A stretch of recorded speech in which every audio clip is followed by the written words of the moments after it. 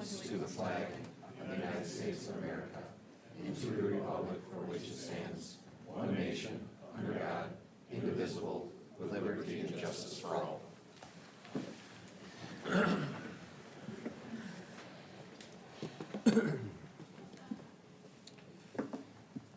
So I'll entertain a motion to approve the agenda as prepared. So moved. Second. We have a motion and a second to approve the agenda. All those in favor, please signify by saying aye. Aye. It is approved. Do we have anybody with public comments or inquiries this evening? None, okay. On the consent agenda this evening, we have approved payments and disbursements, approved pay request one for the 2025 Seal Coat project, approved Easton Village 7th edition security reduction, approved disposal of excess or retired assets, approved sewer manhole lining, adopt ordinance updating park hours for pickleball, approved November 4th, 2025 city council meeting reschedule, approve airfare for ICMA conference for city administrator, approve city council letter of support for Lake Elmo Association 3M Priority 2 grant, and approve Knightsbridge Street name correction. I'll entertain a motion for approval of the consent agenda. Move to approve the consent agenda? Second. We have a motion and a second for approval of the consent agenda. All those in favor, please signify by saying aye. Aye. All right, consent agenda is approved. Moving into our regular agenda, we have Inwood Townhomes First Edition, Final Plat, PUD and easement vacation, along with the public hearing. Ms. Jensen will be presenting. All right, thank you, Mayor.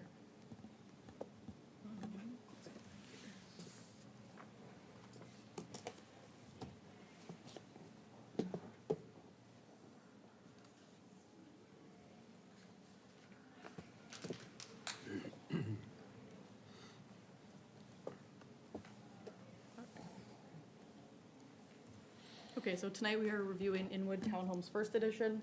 As a reminder, the Inwood preliminary plat and PUD was approved in 2014. This included an EAW, which included a number of mixed housing type units. The first through fifth edition, which were the single-family detached units, were developed between 2015 and 2017. And Inwood sixth edition, which is that Quick Trip, was approved in 2020. The image on the right-hand side here is the concept plan. Moving into the specific request, the applicant is M&I Homes of Minneapolis and St. Paul. The property is zoned high-density residential with that Inwood PUD. It is guided in the city's comp plan as high-density residential. The first addition is to include 54 attached units, which is a density of 11.7 units per acre, which is within that allowable HDR density range. As a reminder, the prelim plat was approved with 271 units. There's three requests before you: that final plat, final PUD, and easement vacation. And then history on the Inwood Townhomes. City Council approved prelim plat in June of this year, and Met Council approved that comp plat amendment also in June of this year. So here is the final plat. This will include a handful of outlots for future development. It'll include outlot A, which is that private street running throughout the development, and then 54 attached units. Looking at the easement vacation request, so there is an existing easement for drainage and utility purposes that runs over a portion of the property. The applicant is proposing to vacate this easement and rededicate necessary easements within the final plat. Staff finds this request consistent with preliminary plat approvals, and it cleans up the title work for the applicant. And then that image on the slide, the hatched area is that existing easement. In reviewing the final plat and final PUD request, staff finds that the PUD minimum requirements have been met, and the following three PUD objectives have also been met. The first is appropriate transitions between differing land uses. The second is housing of all types and opportunities for life cycle housing.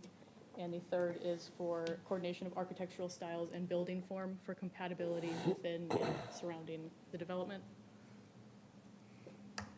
The application was sent out for agency review. The watershed indicated that a permit has been obtained for this project. The fire Fire department provided their memo, standard comments related to drive lanes, addressing, accessing, street naming. Landscape architect provided a memo that the tree preservation and landscape plans do meet the standards with the PUD flexibilities that have already been approved. The city attorney provided a plat opinion with revisions. The city engineer also provided a memo requesting revisions. And then this is not a formal memo in the staff report, but I did receive a handful of calls from residents checking in on this project, asking for that crossing over Fifth Street for these residents to access Ivywood Park. With our new crosswalk policy, there is a possibility for a crossing. The design is in review, and that'll be brought to city council at a later date. And then just as a reminder, there are a handful of flexibilities that city council approved via ordinance 2025-12 related to lot size, setbacks, impervious surface, public street frontage, and spacing.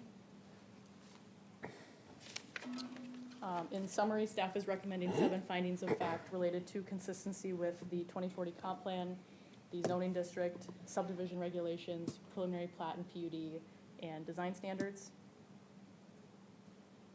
And staff is recommending 11 conditions of approval. Most of these are standard, such as satisfying those agency review memos, entering into the necessary agreements, paying the necessary fees, and obtaining the necessary building or signage permits. And then there is a standard condition for the easement vacation that if approved, a notice of vacation proceedings is submitted to the county for recording. As part of the easement vacation process, a public hearing is to be held tonight. This was published in the local paper on September 26th and mailed to surrounding property owners on September 22nd, and staff has not received any formal public comment at this time. With that, I have 2 motions for you. I can stand for questions, and we do have the applicant here if you have any questions for them. Is it going to be an issue for the crosswalk to start to develop it prior to some of the data being known? Since obviously there's no people living to this right there on the south to impact the counts. When I talked to Public Works, they indicated that it meets right now. Oh, So I solid. anticipate it would meet even more with the new development. Even more. Thank you.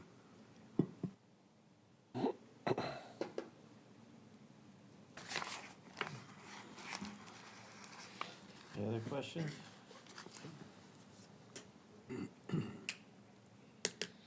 I guess I could entertain a motion to go into the public hearing. So moved. Second.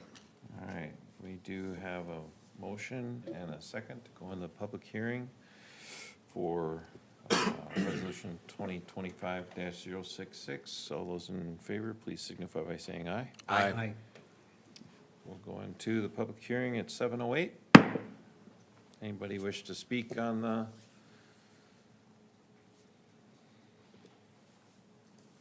Motion to close public final hearing. plan? You have a motion to close the public Second. hearing? And a second. All those in favor of closing the public hearing? Aye. Public hearing's closed. All right, I'll entertain a motion for the resolution. Move to adopt resolution 2025-066, approving the easement vacation request by M&I Homes for the subject property with the findings and conditions therein. Support. Motion and a second. Discussion? Hearing none, I'll call the question. All those in favor, please signify by saying aye. Aye. Resolution 2025-066 is hereby approved. If we could keep cell phones on a vibrate mode or a silent mode, that'd be appreciated. Move to adopt resolution 2025-067, approving the final plat and final PUD for the Inwood Townhome Development requested by M&I Homes with the findings and conditions therein. Support. All right, we have a motion and a second. Approving the final plat and final PUD for the Inwood Townhome Development. Discussion? I know I brought it up at the preliminary plat. I do have some concerns for the density that I brought up at that time, but from the preliminary to the final, everything appears to be the same, so that is why I'll be voting in favor. All right. Anyone else? I'll call the question. All those in favor of resolution 2025-067, please signify by saying aye. Aye. Resolution 2025-067 is approved. Next item on the agenda is Friends of Sunfish Lake Park recommendation letter. Assistant Public Works Director Swanepoel. Thank you, Mayor and Council. As part of the 3M settlement, $20 million was set aside for Priority 2. This Priority 2 is for projects that restore the enhance the aquatic resources, wildlife habitat, fishing, outdoor recreational opportunities in the areas in Washington, Ramsey, Dakota counties, and downstream of the Mississippi that were affected by PFAS. In the spring of 2025, staff came before you as far as to support the Friends of Sunfish Lake, who had provided 3 proposals to this Priority 2 grant for 3 purposes. One was for forestry and trail recreation. The second was to create a boardwalk in Sunfish Lake. And the third was for fish, to do a study on the fish advisory in Sunfish Lake as well. So before you tonight, staff is looking for support from City Council. If the City Council supports the projects being presented by the Friends of Sunfish. I do have the applicant here with us tonight as well if for additional questions. But just a summary of those projects, again, the forestry one is to continue the buckthorn removal in Sunfish Lake. The boardwalk is to prepare or create a 300-foot boardwalk that would cross be the northwest side of Sunfish Lake. And then the fish advisor would be doing a study of the fish that are currently in there to see the rehab of any PFAS that do, if they are contaminated with PFAS, and post those findings for the public. With that, I'll take any questions. Or again, I do have the applicant here if we'd have questions for him. Yeah, I have some questions. So, just questioning the boardwalk across the west side of Sunfish Lake, and it appears that once that is built, who's going to be responsible for maintaining that into the future? So, yes, that was brought up to the applicant as well. The Public Works or the city would be responsible going forward. The applicant did indicate like neighboring communities have something very similar. About 5 years before it'd have to do any type of real maintenance to it, including staining or any type of fixing with that, so.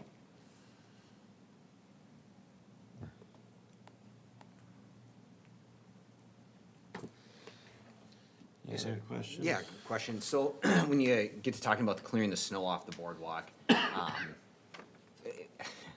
I'm not sure the size of it. I mean, is this something that the groomer can go across where, you know, it could be used for snowshoeing, skiing, or is it just, it would not be able to be used during the winter essentially?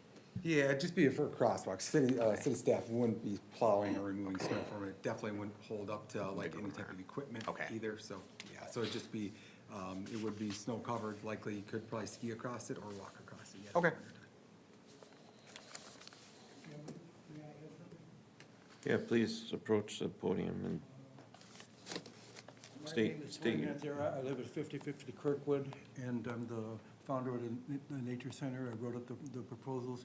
I spoke to the city engineer of Oakdale about their boardwalk, which was installed in 2014. It's very similar in intent and structure as to what we'd put in if we could. They say they don't bother clearing in the winter because they're concerned about damage caused by equipment, and they haven't had any problems. Their maintenance cost, as he mentioned, was fairly low. They had to replace a couple boards.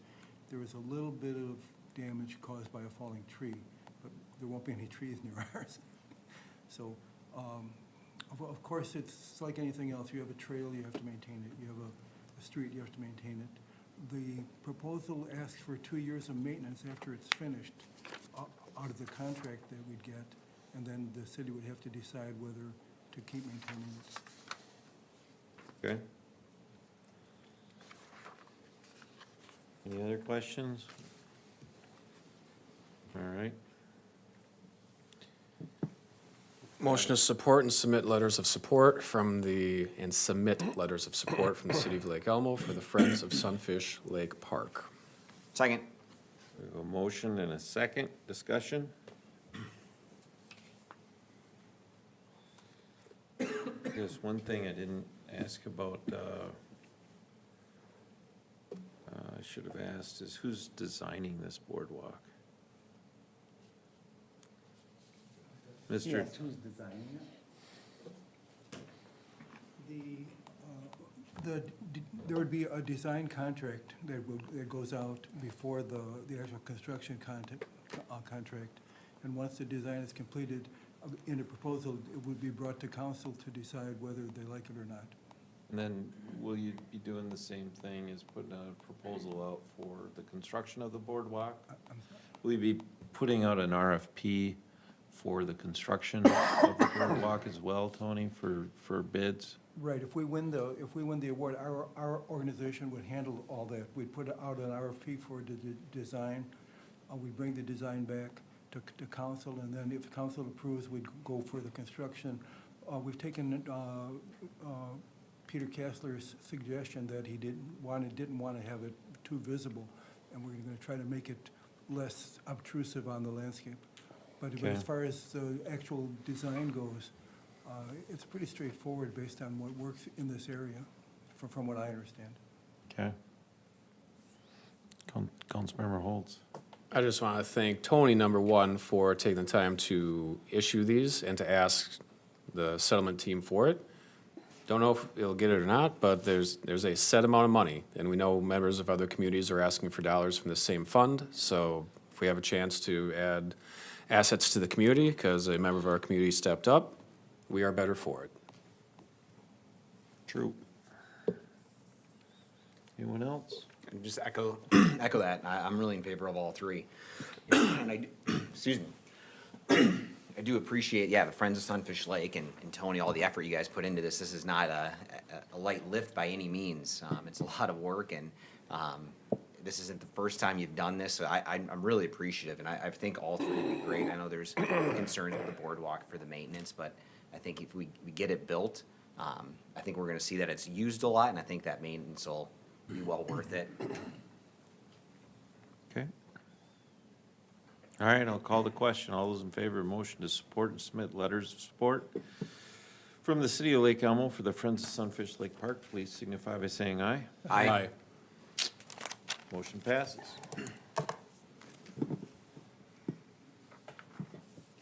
All right. Next item is RFP, former fire station and parks building. Director Stopa will be presenting.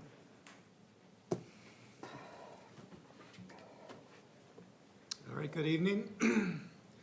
Tonight, we're talking about the old fire station RFP, the EDA's committee's recommendation. So a little bit of background, the city issued an RFP on the former fire station and parks building on June 17th, 2025. The city received 9 proposals, and the 3 receiving the highest scores were determined to be the finalists. The proposals were presented to the EDA RFP committee, and the committee voted to recommend Tap and Ladder Machete to the city council, and the second and third choices would be alternates. Tap and Ladder Machete won the majority vote for first place. It was a 6-4 vote, and subsequently there was a motion that was approved 10-0 to recommend the proposal to the city council. Give a background really quick on the scoring criteria, just to remind everybody what was reviewed. So community benefit was 65 points. It was land use was 30 points. We basically, when we talked to proposers, we emphasized what the village study said, which were retail, restaurants, tap rooms, brew pubs. We talked about mixed-use developments too, if they were outside the fire station footprint. We stressed preservation and design. We really wanted to preserve the fire station. Public space and streetscape improvements, just understanding that there should be more landscaping in the open parking lot area. And then parking, due to the limited parking in the old village, a parking plan should be submitted that retains some spaces, possibly public, and enhances landscaping and traditional neighborhood development. And we also put a creative plan to retain some public parking would be awarded points if determined that it enhances the public space. Second was economic impact. This was 10 points. So the proposed use in job creation was 5 points, and if the project could draw people to the old village, whether that is residents that want to live around the old village or, additional businesses. So that was, that's the 10 points for the economic impact, and then 25 for developer qualifications, 10 for experience and success, their approach and timeline, and then proof of funds, just kind of looking at the scope and how they would go about completing the project. So the summary for Tap and Ladder Machetes, Brian Height and Amanda Urban, in partnership with Julian Ocampo, proposed to transform these two landmark properties into welcoming, locally owned destinations that preserve their historic character while introducing fresh, modern amenities. The site will be acquired in one joint plan, but proportionally divided, allocating approximately 30% to the Parks Building and 70% to the fire station based on the final project square footage in coordination with city officials. This is a rendering of Tap and Ladder and the conversion of the fire station. And just to go over Tap and Ladder really quick, it is a permitted land use. The fire station will be transformed into Tap and Ladder, a self-pour tap house and casual dining restaurant with approximately 150 seats. Guests will enjoy an approachable menu, burgers, brats, fish fry, and unique signature dishes, alongside a 28-tap self-pour wall, craft sodas, and locally inspired cocktails. Indoor spaces will include flexible seating, a dedicated children's play area, and heritage displays honoring Lake Elmo's fire service and local veterans. Full view garage doors and a spacious patio will create a seamless indoor-outdoor experience with seasonal events and community programming year-round. And this is a look at a renovated Parks Building, Machete. It's also a permitted use. The Parks Building will become the second location of Machete Cocina Mexicana, a bold chef-driven concept already thriving on the southwest side of Woodbury, known for its vibrant flavors, handcrafted tortillas, and signature quesadillota. Machete will bring authentic Mexican cuisine and a curated beverage program to the Old Village. A patio overlooking Lions Park will create a lively connection between the restaurant and surrounding public spaces. So we also looked at the economic impact. We're looking at the fire station. The build-out would be right under $1 million for the fire station and just over $700,000 for the Parks Building. We asked about full-time equivalent employees, provided we're 3 full-time for Tap and Ladder, 20 part-time, and Machete 3 full-time and 17 part-time employees. So parking requirements. And we mentioned this in the presentation, we've talked about this. There's parking requirements may be waived in the village mixed-use area, recognize the availability of on-street and shared parking facilities. So the estimated range, it's difficult to determine until we get finals, but 47 to 65 spaces. And there were multiple parking plans, scenarios that were created, but they could provide 30 to 50 parking spaces.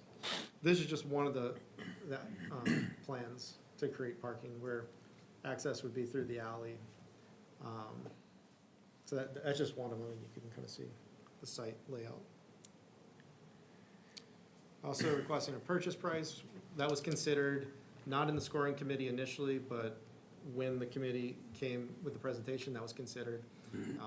We don't know the appraised value yet, so it's $750,000 purchase price or $150,000 less than the appraised value, whichever is less. And that's to go into business subsidies and certain things that would qualify, so. The issue before the council is, does City Council accept the recommendation from the RFP Review Committee to move forward with the selected proposal from Tap and Ladder Machete team to purchase the former fire station and Parks Building? And the options are accept the proposed recommendation by the committee, do not accept it, or table for future discussion, further discussion.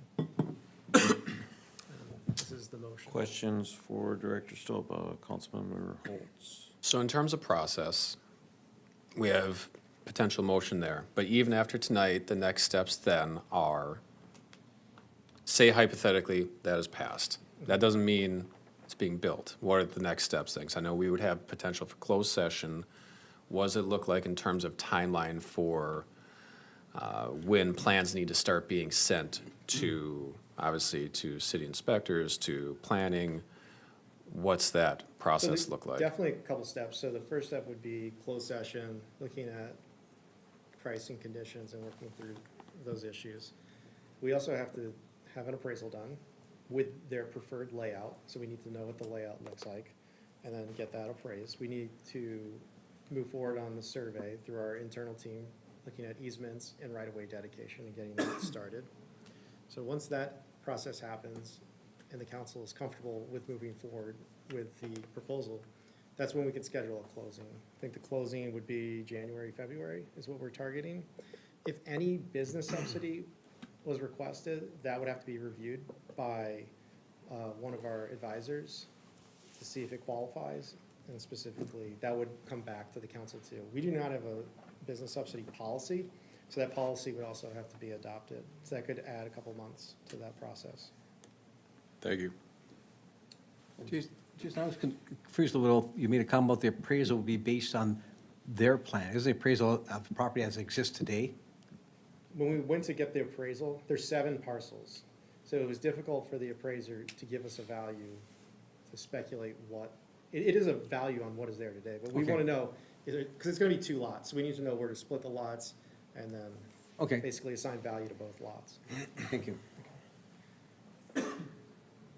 Councilmember Hearn? Yeah, can we dig into a little bit as far as kind of like what insurances do we have? Or how does it work to ensure that the projects that are being proposed are what actually take place? You know, if things happen, and the price ends up being more to take care of the public works building, you know, how does that work as far as ensuring that this project as kind of as presented does actually occur? So in the beginning, we worked on what a clawback provision would look like, and we decided, working with our advisor, to wait, and that would be processed through the closed session and create those terms and conditions. So the idea is if they didn't perform, there could be a clawback provision taking the property back. It could be a buyout of the property. There's different ways that could be set up. In terms of just looking at, one thing that we don't know right now is the phase 2 is completed in terms of the testing, but it will be a few more months until we get the results back and whether we need a response action plan. Addressing contamination is not considered a business, count towards the business subsidy, so that's something that the council could also negotiate. So if it were to be contaminated in a plan, that's something that could potentially lower the purchase price essentially, or how that works, but Okay. that wouldn't be considered a business subsidy. Not trying to jinx anything.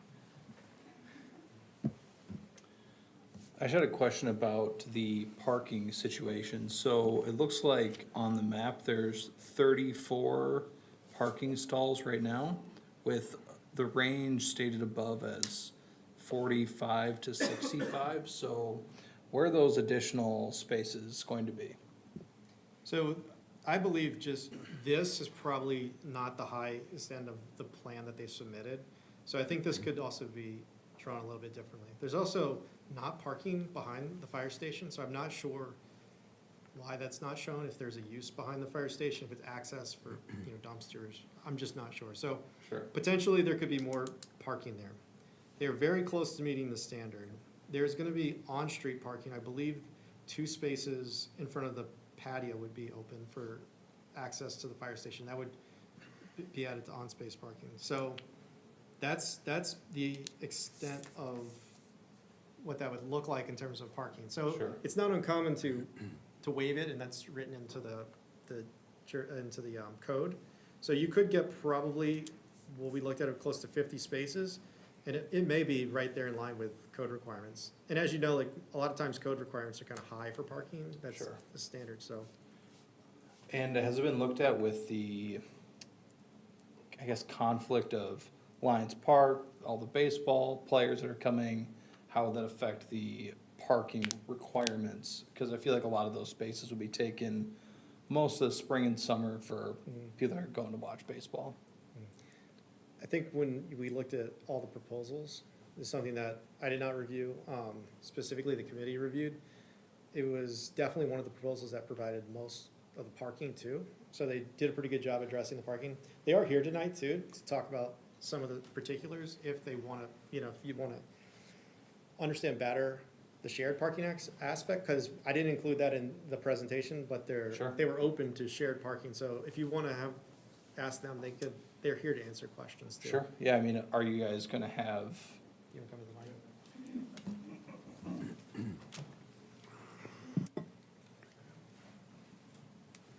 mic? Yeah, I mean, I guess, would it be restricted parking for people that are just coming downtown? They could park in your lot, go to different establishments, or is it strictly, is it gonna be assigned for tap and ladder, machete? No, so we submitted about 8 different potential layouts. So that was just one of them, and the range was about 30 to 50. Obviously, once we figure out the actual plat and work with our estimators and architects to figure out what the best layout would be, we assume that would fall within that range. And our plan is to leave the parking lot open to the public all the time. Okay. Parking is an issue downtown, and Yeah. we want to help out wherever we can with that. Okay, great, thank you. Councilmember Dragisich. Wouldn't the proper motion to be enter into negotiations for a development agreement? I mean, the sale is part of it, but in a deal like this, typically you say, we're gonna sell you the land for X, and you commit to build Y and invest Z and do other things that's in their proposal. So as we move forward, we know we're getting exactly, the development that was proposed to us, and we don't sell the land, and then they build, put up a temporary peanut shack and say, oh, well, we weren't committed to do anything else. I'm not saying that you would either, but in my experience, usually a very detailed development agreement that spells out all those terms and conditions. And then we all know going forward how the development will work. The public knows what we're entering into an agreement for. I would think that would be the first step, is to enter into a purchase agreement, so I don't know, Sarah, if you want to add. Mr. Mayor, members of the council, yes, we would enter into what's called the purchase and development agreement. So that would spell out all the terms of the purchase of the city property, in terms of what they're paying, what the conditions are. And then it would probably have some type of clawback provision in there that would make them build whatever they're proposing to build on the site within a certain amount of time. And if they don't do that, then the city can take back the property. So that would be in the purchase and development agreement as well. And then if there's any other assistance requested, that would be addressed as well in that contract. So do you suggest that that language be added to this motion? I don't think it's absolutely necessary, because, I mean, that's just the next step. I mean, negotiations, I think that's what we would be negotiating next, is the purchase and development Okay, agreement. But if you want to specify that, that's fine. thank you. Councilmember Holtz. So in terms of the parking question, I know there was another proposal where they allocated some of their usage to be on the rooftop. I know your proposal has space being used on the ground level for the patio. Is that a possible situation where that adds parking space and instead the rooftop is used instead of the patio? Yes, we saw that. We've talked to one of our general contractors about that possibility. Because we haven't been able to get up on the roof and do a structural engineering inspection or anything like that, we don't know the possibility of that. But that is something that we have talked about and would consider doing instead of the front patio, or a smaller front patio and a rooftop patio. I think the basic gist is, once we actually have the ability to get in and do a thorough inspection on both buildings, we'll have a much better understanding of what is or is not feasible. Once we get to that point, then it's, part of the proposal that we submitted talks about regular communication via social media to the community about what is happening, and regular communication with the city officials on, here are the steps we are taking, here's what we have found out, here's the changes we may need to make, making sure that everyone is up to date on every aspect of what we're planning to do. Gotcha. So it is definitely something that you would consider and plan to look into. Yes, yep, Thank you. that's a more concise way to say it. Councilmember Dragisich. I don't mean to speak so much, but one other thing I would like the council to consider adding to this motion is, as we move forward and we look at perhaps business subsidies, and TIF is mentioned in this as a possibility and all those things, that's going to require a lot of analysis and expertise we don't have on staff. And I think we should either add a motion or add to this motion that authorizes staff to get that expertise they need. It's available in a number of sources. I had a conversation with Jason the other day about that. There's some requirements under law on return on investments and all those kinds of things we don't need to go into here. But it requires a level of analysis that we don't have the qualifications on staff, because we've never done those things before. Opportunity for them to learn as well. But I think if we get down that road and it's determined, as we're going, that tax increment is needed, or some other subsidy. Otherwise, we should have that expertise available to our staff, so the thing moves along, we're not delaying it, because we're not ready to deal with it.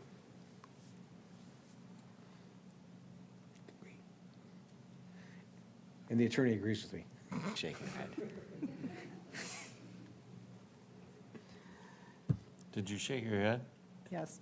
I And was- Mr. Mayor, some of this would be addressed in, if the city adopts a business subsidy policy, it'd be addressed in there. And then also, if they do apply for TIF, in the TIF application, it would, they'd have to make a deposit to cover some of the city costs in terms of its financial advisor and legal advisor. So that would be done when they apply for TIF, and then also in the business subsidy. Okay.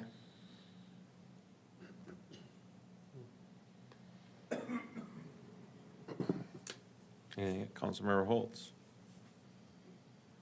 I'm 99% sure of the answer, but because the question was posed in the community, I just want staff to be able to address it. A question was asked, is there an issue with a liquor license next to a park? And I know the answer is no, but can you just confirm, our language is the issue of a distance to a school, not distance to a park, correct? Correct. Thank you.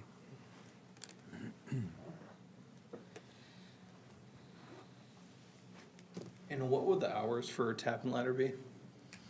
Right now, we're thinking, I gotta think through this here, so 4 to 9, Monday through Thursday. Friday, Saturday, Sunday, open at 11 for lunch. Okay.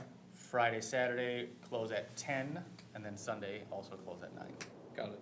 And for, Yeah. Machete? Magenta is open 7 days a week and open at 11, close at 9, Sunday through Thursday, Friday and Saturday, open at 11, close at 10.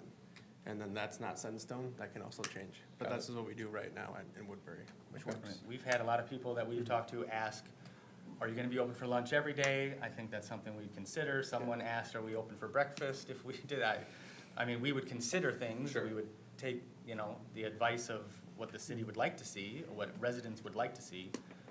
It's not really set in stone. It's gonna be a family-centered location. We're not planning on staying open till midnight, 1 or 2, and having parties and all those types of things. It's gonna be very family-centered.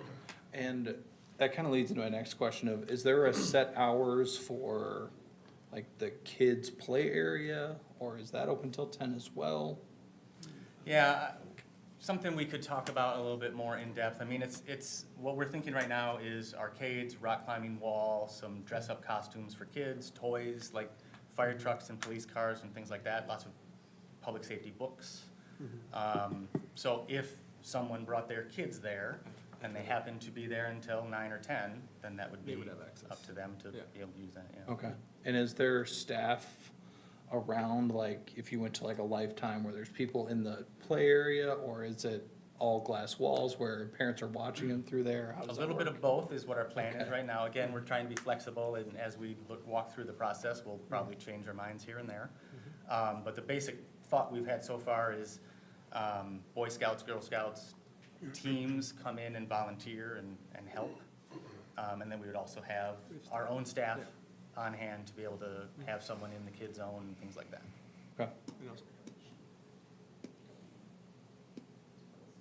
Oh, yeah, we would be donating to those organizations that wanted to staff those with, baseball players, softball players, Boy Scout, Girl Scout, things like that. Thank you.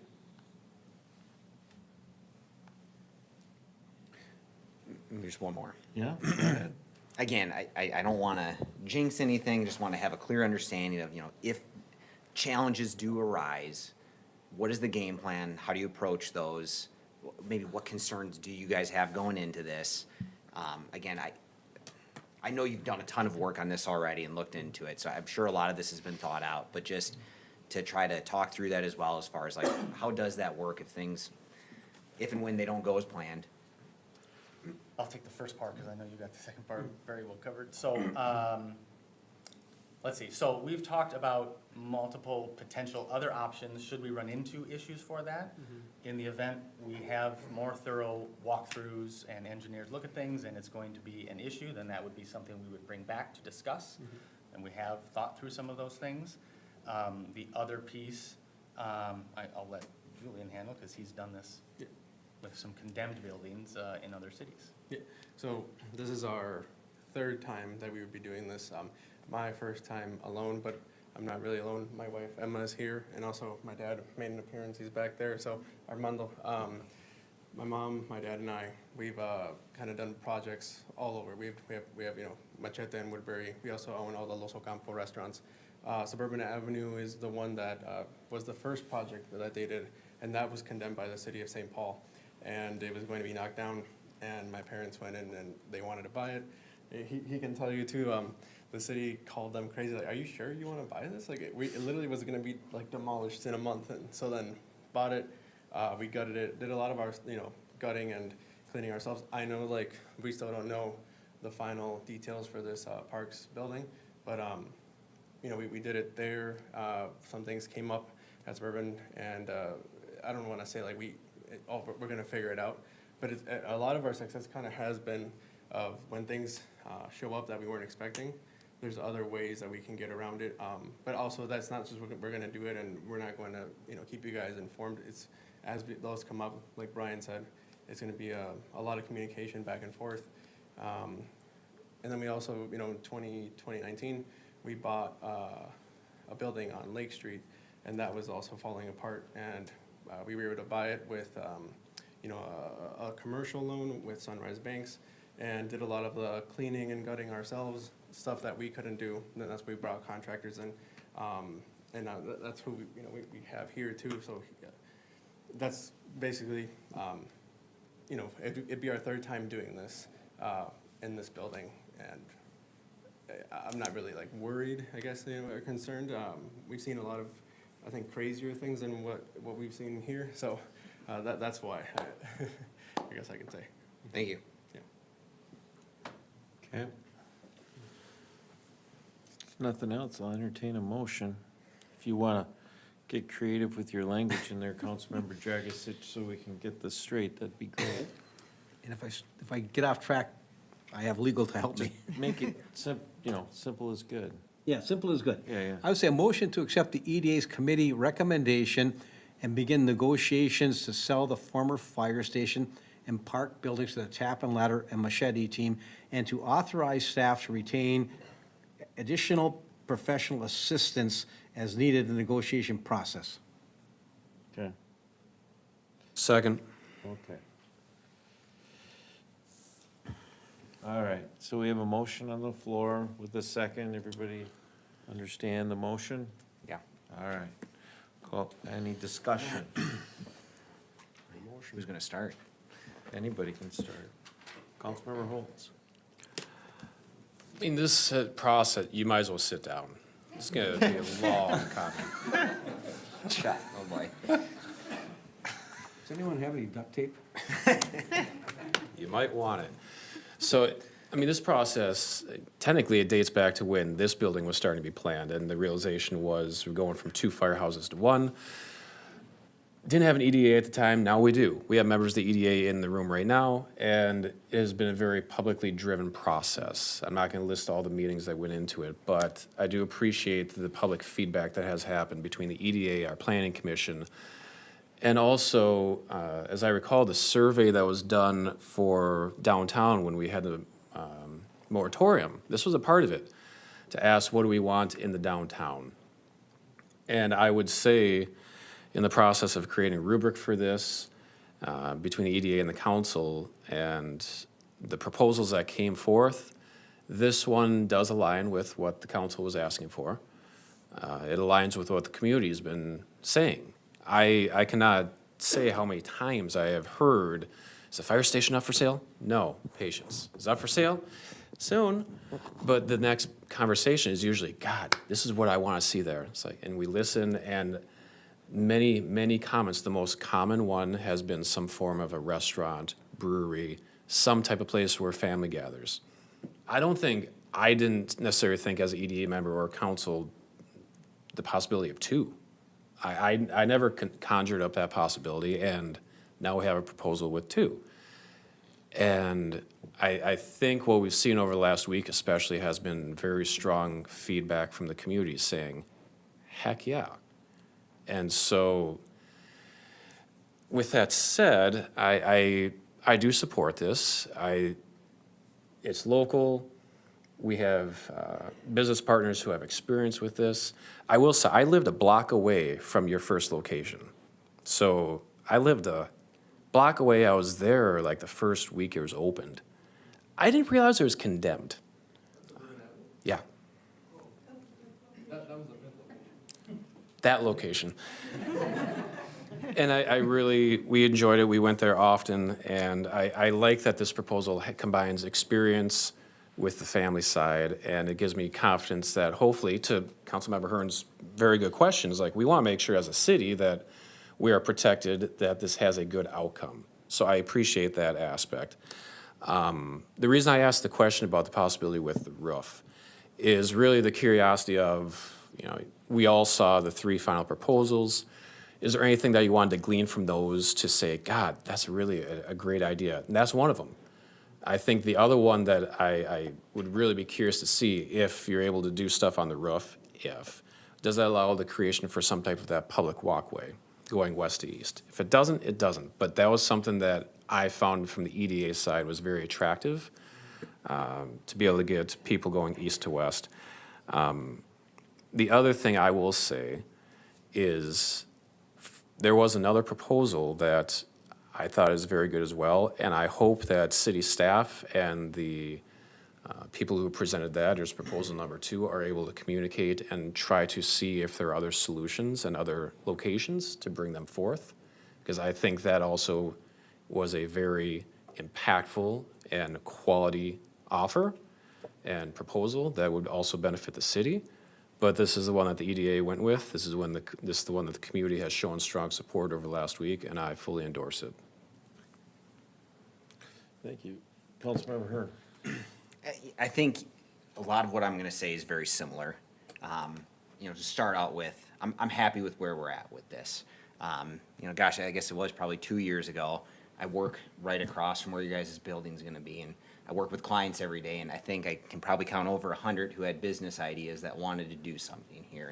And, you know, okay, it goes from 100 people telling me their ideas, and I'm sure there were hundreds more, to, you know, 9 individuals submit a proposal, and that's a lot of effort that takes to do that, right? Putting a lot of effort into that, and it takes a lot. I had friends who submitted applications to this, and I know this is something that you, as well as every other individual that applied, you know, had great ideas, had great intent, wanted to really help the community. We go from 9, we get down to 3, you know, we see these 3 proposals, and it kind of gives you goosebumps almost when you read through them. All 3 of them were fantastic. They really were looking to make Lake Elmo better, which is, it's really cool to see that. You know, I think it's easy for somebody to want to come in and develop and make it about themselves, which it does. It has to be successful for you guys. But all 3 of these proposals really were community-based, and I thought you guys did a fantastic job, you know, looking through with how you kept on tying in different aspects of how we can make this a community gathering space. You know, again, we've heard that over and over and over again. With that being said, too, again, all 3 of those proposals were great, and I echo what Councilmember Holtz was saying is I really liked the others. In my mind, I do feel like the Lake Elmo Commons, as we move a little bit further east, as we've kind of talked about when we put together our Old Village plan just recently, that was where we talked a lot about kind of more of the mixed use, where we have the commercial on bottom, residential above. I think that'd be a fantastic transition, where we're going more from truly residential into more truly commercial. I think that's a really good pass off a little bit further east, like we've kind of talked about in our the Old Village plan. I was talking with Director Stopa again from the Can Wonderland, you know, as far as with the 77 acres that we're looking at for sports fields. Again, something like that could be a great addition to an area like that. So I really do echo that these are all great ideas, and I hate the thought of losing them, and all the effort that was put into our community, because a lot of effort was put in, and very community-focused effort. And so I'd really love to see those be able to still move forward as well, but I understand that for this location, I do feel that this is the right choice. Not an easy choice. I kept on saying, I felt like it's like when 5 people want to go to a restaurant, you got to decide where to go. It's tough because they're all good. So I appreciate all the effort. I'm really happy with where we're at. I'm sad that we'll not be able to move forward with the other 2, but this is the right choice. Councilmember Dragisich. I would beat a dead horse on what a great choice it is. I just want to take time to thank, Director Stopa and our EDA committee for all their hard work on this. It was a large undertaking. You did a great analysis, and you came back to us with a recommendation that was well-founded and, made sense to me. And so I just want to extend a thank you as a member of the City Council for all your hard work. Thank you. Yeah, and to second everybody here, I mean, thank you to the EDA. It's a great recommendation, and I think it's gonna be a great fit for the downtown area. Like other people have said as well, we have 2 other fantastic RFPs that is a bummer to lose, but again, the Machete and Tap and Ladder are gonna be a great addition downtown. Looking forward to some good work down there. The great thing about going last is I can be brief, because most everything's already been said. But, yes, thank you to the people on the EDA, Director Stopa and his staff for getting this done, and really appreciate all the time and effort. I've been on the proposal end of an RFP, and it takes a lot of time and effort, making sure your I's are dotted and your T's crossed. So anybody that was on a team and put something in, I appreciate that time and effort that it takes in there, and I'm looking forward to, I'll support this motion, and it sounds like we have full support, so I'll be looking forward to trying to make something work moving forward. I will call the question. All of those in favor of the motion as presented, please signify by saying aye. Aye. Motion passes. Thank you.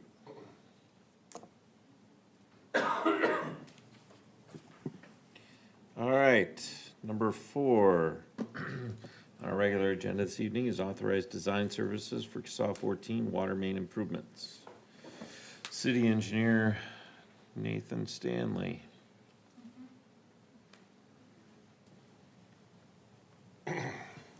Thank you, Mr. Mayor. Mayor and Council, before you is an item that will authorize plans and specification preparation for water main improvements along CSAW 14 between the north leg of Lake Elmo Avenue and Layton. A little background on this item. I don't have a presentation, I apologize. There was a map in the item that was submitted that, if you have that up, it'd be great if you could follow along. But a little background is that the stretch of roadway, it's county road. There were several water main improvements completed as part of the Old Village improvements, I think between roughly 2015 and 2022. It was kind of desired that this stretch would be a part of those improvements.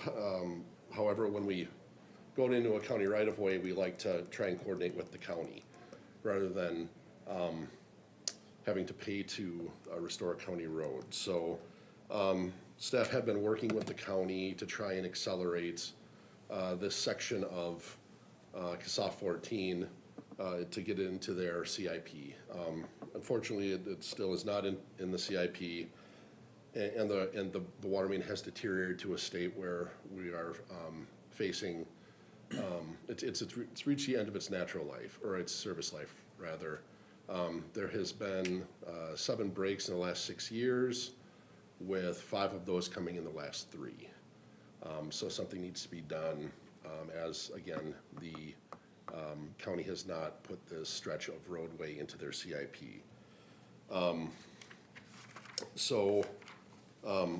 Looking forward, this is approximately 1,900 feet of existing water main. Staff is looking to upsize from a 6-inch main to a 12-inch main, and then work with the county on kind of the placement of this main within the right-of-way. The existing main runs kind of along the southern edge of the right-of-way. The new main, we'd like to push out into the roadway, and maybe actually coordinate some extra depth so that, you know, with any future improvements to the county road, we're able to leave the main in place. We're looking at doing directional drilling to maintain traffic and leave the roadway largely in place. And that also will account for any sort of, you know, profile change. So looking at an estimate for the main, it's roughly $850,000. This is based largely on the work that we've received bids for going on up at Hudson Boulevard and Inwood Avenue for our force main cost up there, as this is roughly the same size pipe that would be directionally drilled. Kind of looking down here, just one other thing to note is that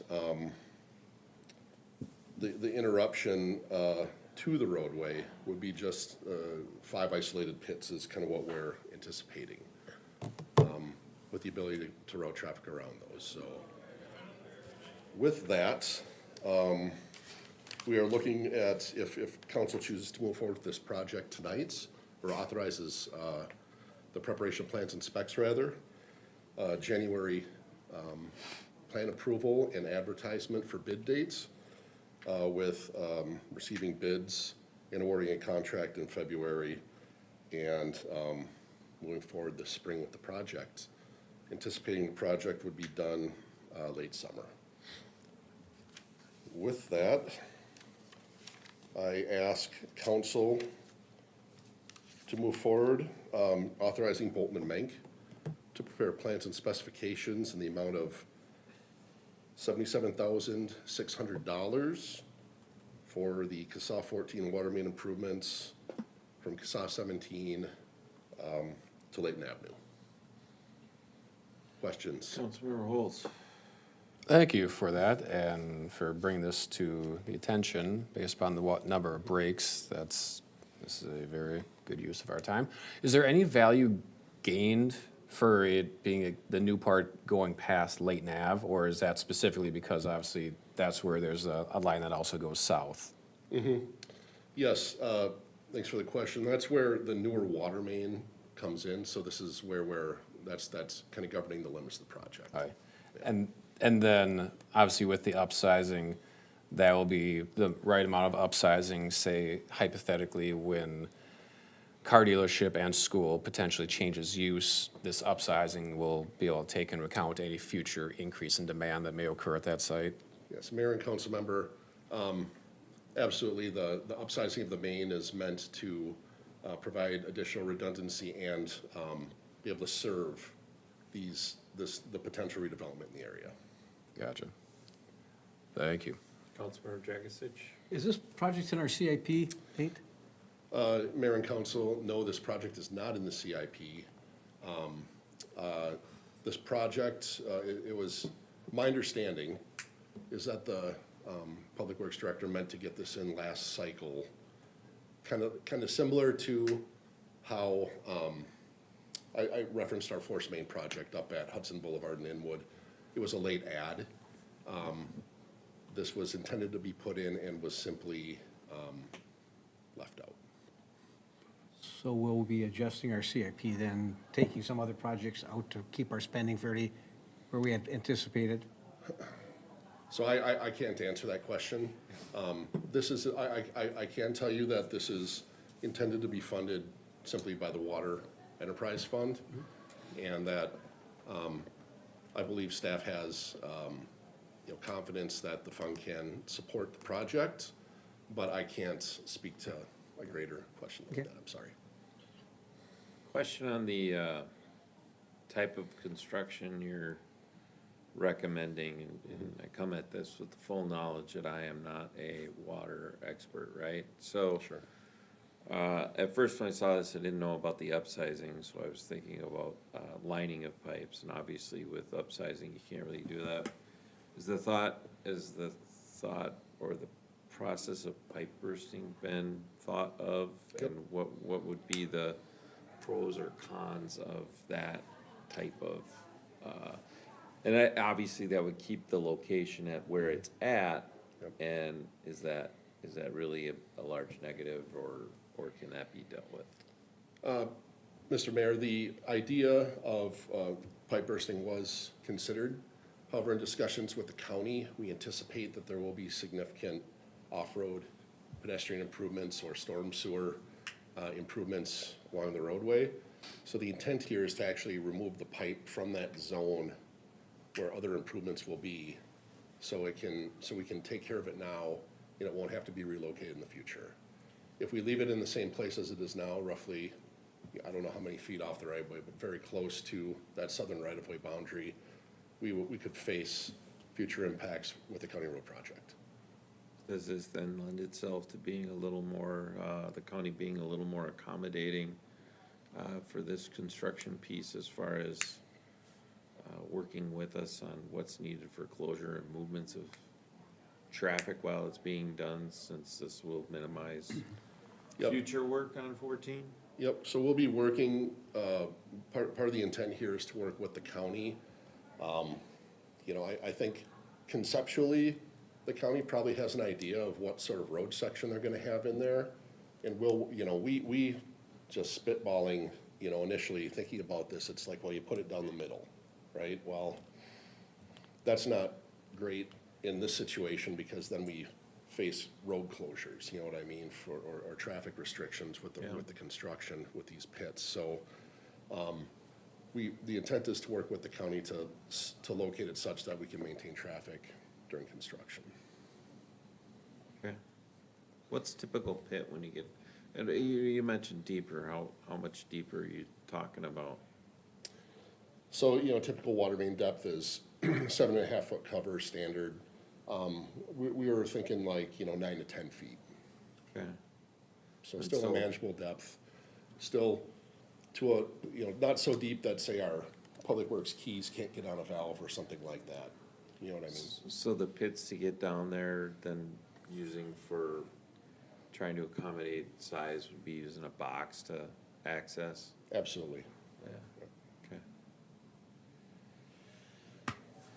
So the funding is, administrator, is, finance director talked to you about the water, fund being used for this? Since she's not here tonight to talk about that funding? No, I haven't talked to her specifically about this yet. Okay. Yes, Councilmember Dragisich. In our water and sewer fund, the WAC and SAC charges and the connection fees are restricted by council policy for either asset renewal and replacement or payment of debt service. And so my guess is, and I don't remember what we had in that fund, it seems to me it was like 6 or 7 million of those restricted funds.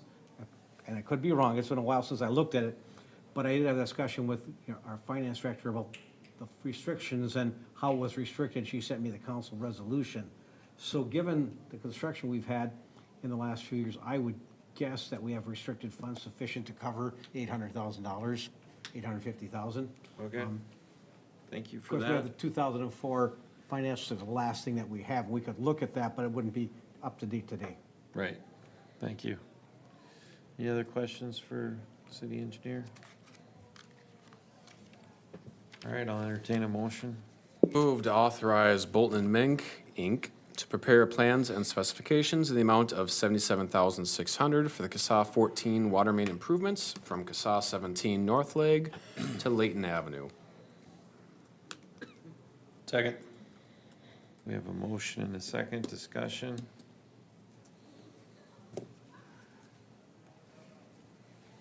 Councilmember Dragisich, Could you explain that again, so with the fund? I guess that's my main concern is, I understand the fund can support it. My thought is we're trying to grow our funds, so for future replacements, we don't have to rely as much on debt, based off of what we have in the current CIP. So my initial thought was, yeah, obviously, if this is breaking down consistently 5 times in the last 3 years, okay, similar to the project going on Hudson, this needs to be taken care of, but we probably need to look at adjusting the CIP. But maybe I didn't fully understand your question, comment? Oh, well, if you look at our financial statement, when we charge, like a water water access charge, and then the connection fee for all the new development, those funds go into the water fund, but they're restricted in their use for capital expenditures or debt service. And so we have as I recall, this very good balance in there of those restricted funds. And of course, this year we had the school and all the connections that went with that as well. So I'm guessing that we would have adequate funds, but we'd have to verify this. Just the council restricted those. They're not restricted by statute. They're restricted by city resolution. I And don't know those if council funds, did it, what but- would those be? Those were funds that we were planning to use for other projects in the CIP. Some of those was planned to be used, yes, but I don't believe we're planning to drain them completely. Okay, so I guess, yeah, that would just be my main thing I'd want to understand is, does that impact our work towards the goal of not having to fund as much of the projects with debt? Well, yeah, this initially would be paid with capital money that we have in that account for it. Correct. So would not be taking on additional debt and would be towards our goal of using cash to pay for. I guess, things but this. but then for the projects scheduled in the future where we were Yeah, working to build and these that- funds up. And that fund will still get enhancements with projects like we had Okay. earlier, the M&I lot. Yeah. Okay. They continually get increase in funds Okay, thank you. as development occurs. Okay. I guess one thing it's a little, and I have heard about this water main being broken. I'm gonna task Public Works Department and the city engineer to really get together and get a handle on if there are other issues coming up in the city with regards to breaks that happen on a regular basis, so that we don't have these coming up on it just so happens we've had 2 this year. Not a big fan of that. So Yeah. please communicate and make sure that we can accommodate those in the future and that they're taken care of. That would be my request. This is different. I mean, this one has lived out its life Yes. versus the other one, but still, it was a surprise in the sense of it wasn't planned. And in I CIP. I understand trying to wait for the county on their CIP, but they obviously have limitations Yeah. and things like that, but like to, if it's not on their 5-year and we're getting breaks like that, then I think it's just something we gotta take care of. Quick look shows we had $4 million in cash in the water fund at the end of 2024. Okay, So anything we collected this year from those major projects would add to that. add to that. Perfect. Call the question. Move to authorize Bolton and Mank Incorporated to prepare plans, specifications, the amount of $77,600 for the CSAW 14 water main improvements from CSAW 17 North Leg to Layton Avenue. Please signify by saying aye. Aye. Motion is approved. Thank you. Moving into council reports. Councilmember Dragisich. The only report I have, and some of you have heard this before, was, I would just like to say, they had the honor and privilege of being at a reception with the president of Croatia a week ago. My grandparents on my dad's side both immigrated from Croatia, so it's quite an honor and privilege to meet the president of their homeland. That's great. hobnobbing with the bigwigs. Councilmember Holtz.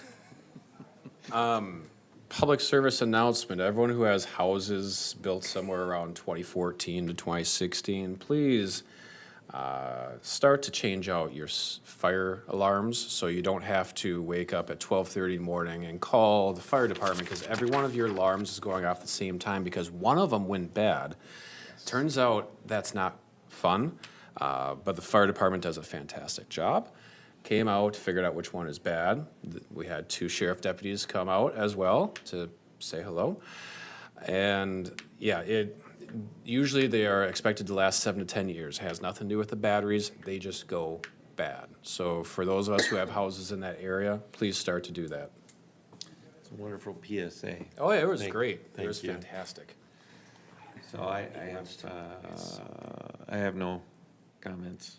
You know, interestingly, Nice shirt, by the way. after, yeah, make sure we coordinated.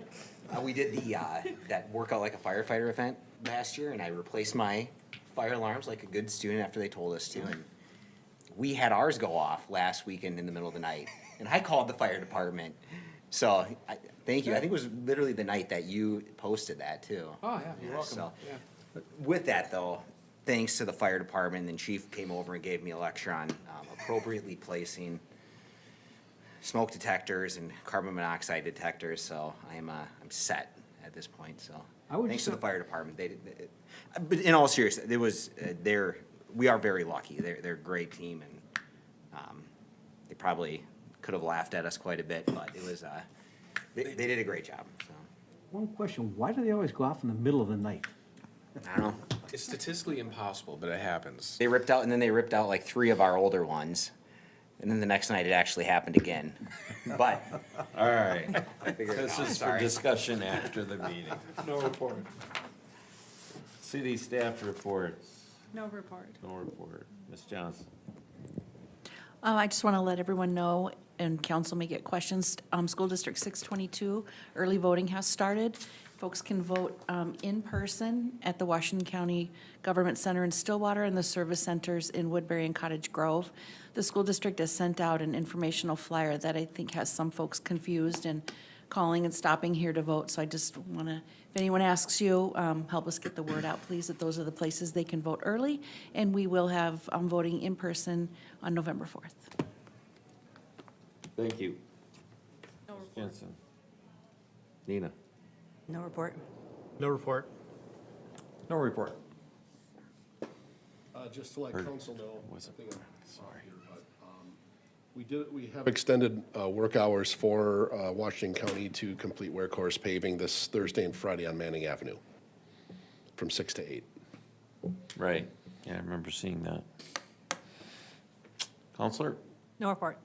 All right, with that, we will adjourn this evening's meeting. Thank you, everybody.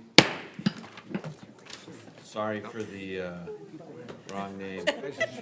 All good. We're dying over here. Yeah, Ash.